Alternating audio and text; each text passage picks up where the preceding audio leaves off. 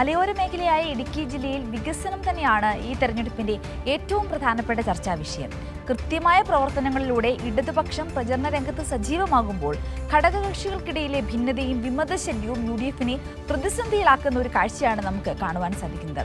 അതേസമയം ഇടുക്കി ജില്ലയിൽ ഏതാണ്ട് 200-ന് മുകളിൽ സീറ്റുകളിൽ NDAക്ക് സ്ഥാനാർത്ഥികളില്ല എന്ന കാര്യം കൂടിയുണ്ട്. എന്നാലും ഇടുക്കി ജില്ലയിലെ ഈ തദ്ദേശ തെരഞ്ഞെടുപ്പിന്റെ അവസാന ഘട്ടങ്ങളിൽ എന്തൊക്കെയാണ് പ്രധാനപ്പെട്ട കാര്യങ്ങളെന്ന് നമുക്ക് നോക്കാം. ഗുഡ് മോർണിംഗ് കേരളത്തിൽ. ജില്ലാ പഞ്ചായത്തിൽ LDF, ബ്ലോക്ക് പഞ്ചായത്തിൽ 4 LDFും UDFും സമാസമം, ഗ്രാമപഞ്ചായത്തിൽ LDF എന്നിങ്ങനെയാണ് ഇടുക്കി ജില്ലയിലെ കണക്കുകൾ. സർക്കാരിന്റെ വികസന പ്രവർത്തനങ്ങൾ മുൻനിർത്തിയാണ് LDFന്റെ പ്രചരണങ്ങൾ.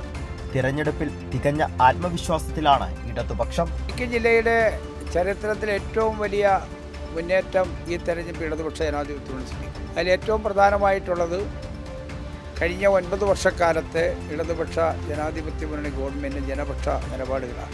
സംസ്ഥാന ഗവൺമെൻറ്റുമായി ബന്ധപ്പെട്ട് നിന്ന പ്രവർത്തനങ്ങളിൽ ഗവൺമെൻറ് പക്ഷ നിലപാട് സ്വീകരിച്ച് നിന്ന ഗ്രാമപഞ്ചായത്തുകളെല്ലാം വലിയ പുരോഗതി ഉണ്ടാക്കി. മത്സരരംഗത്തേക്ക് വിമതരുടെ കടന്നുവരവാണ് UDFന് വലിയ പ്രതിസന്ധി ഉണ്ടാക്കുന്നത്. സ്ഥാനാർത്ഥി നിർണയത്തിൽ അതൃപ്തിയുണ്ടായതോടെ വിമത സ്ഥാനാർത്ഥികൾ UDFന് തലവേദനയാവുകയായിരുന്നു.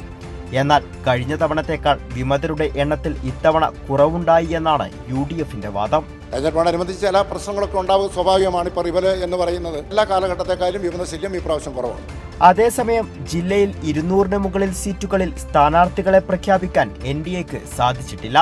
തെരഞ്ഞെടുപ്പിനായി ദിവസങ്ങൾ മാത്രം ബാക്കി നിൽക്കെ വലിയ ആത്മവിശ്വാസത്തിലാണ് മുന്നണികൾ. കൈരളി ന്യൂസ്, ഇടുക്കി.